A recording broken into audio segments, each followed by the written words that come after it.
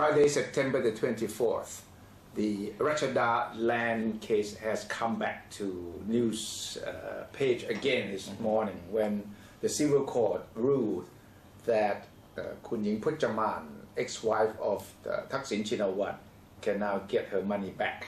Yes, plus some handsome interest. Really? Yes, of 40 million baht. Why did she get the money back? Did she have to return the land to the government?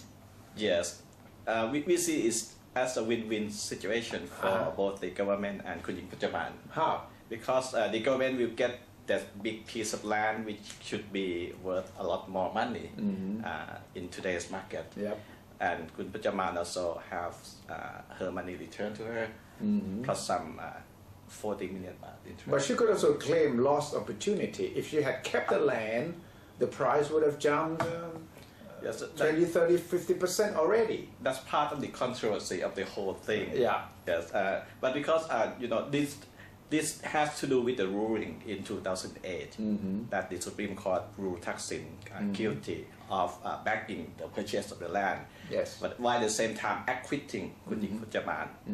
So this civil court ruling today has to be in accordance with that Supreme Court ruling. So the Supreme Court did not find Kun Ying Puchaman guilty in buying that piece of land. But the verdict was that Thaksin, being Prime Minister at the time, had violated the law of conflict of interest. Yes, exactly. By signing approval for the wife to buy that piece of land from the government. Yes.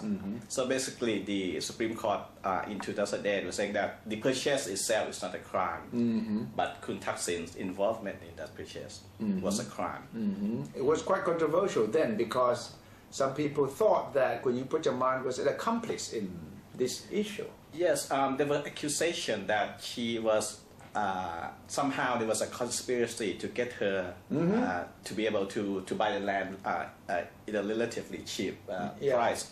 But some legal analysts told us that if the court or if the prosecutor want to go after Kun Ying Puchaman on this aspect, it would take the case to much longer than usual, and they want to get Kun Thaksin very quick. So they decided to prosecute and to go after Kun Thaksin only and drop any conspiratorial charges against Kun Ying Puchaman. So this would be a legal precedent, meaning that in a case of conflict of interest, the official or the politician involved would be guilty, but the second person, third person involved in that kind of a deal may not be guilty.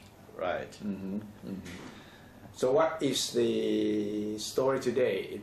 The story today would be that the end of the Ratchada land case? It's like a nice conclusion of the case that has put Thailand in so much misery.